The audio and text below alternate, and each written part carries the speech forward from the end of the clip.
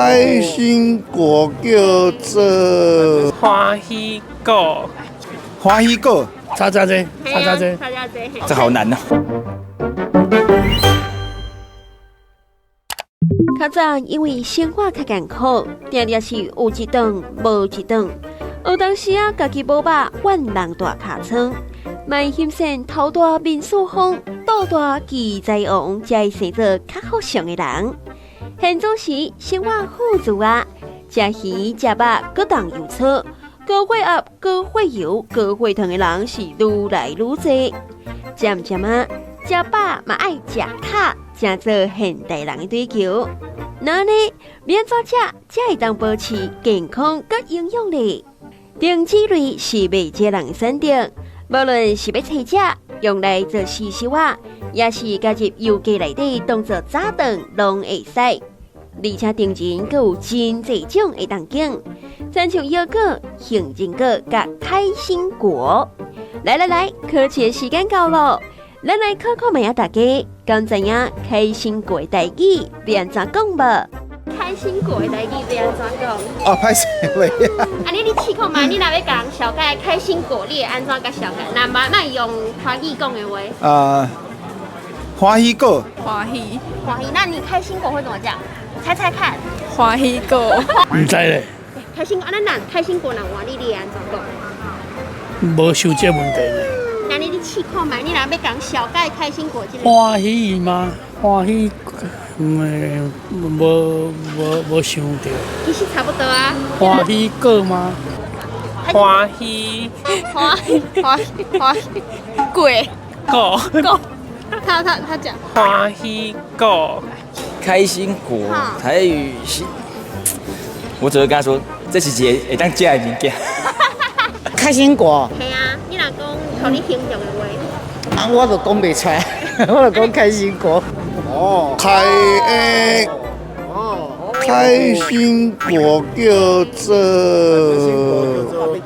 因为这是，不是这是外来语嘛？就无。开心果。会，应该无这捌听过这名，要安怎讲？到底是要安怎讲呢？小等下放互你知。心人听人讲，食到的散就三里推呢。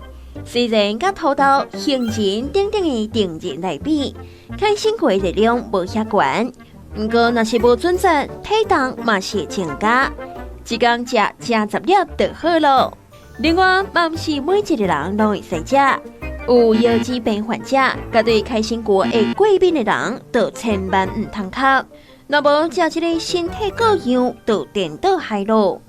今摆咱就来请教老师，开心果的代语要安怎讲？开心果吼，伊看起来甲土豆形情共款啦，但是伊无共说，就是讲伊拢种个一粒尔，啊，咱土豆可能有1粒、2粒、3粒、4粒，啊，不过伊有一个无共款的所在，伊会闭开。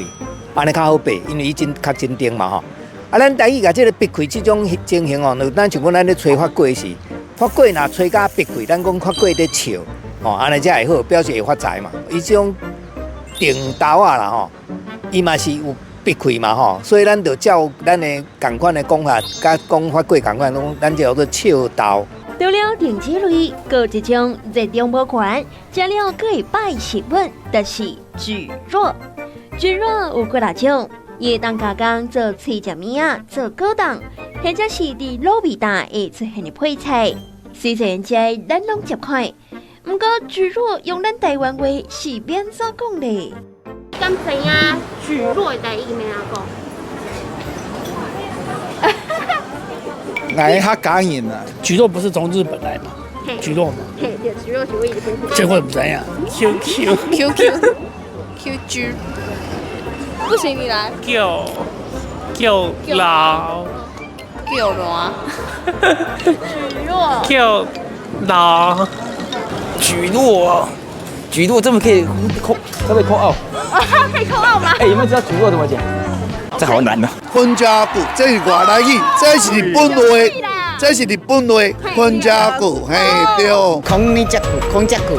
蒟蒻伊本身有食食纤维，会当排除体内毒素，改善便秘，会当压制血糖清管，帮助糖尿病患者控制体重。若是想要较健康咧，会当经无加工过、甲无经过调味的蒟蒻。除了会当减食到无必要的热量，嘛较袂食伤济加工的成分。小编讲遐济，哪能咱民众敢有人讲对咧？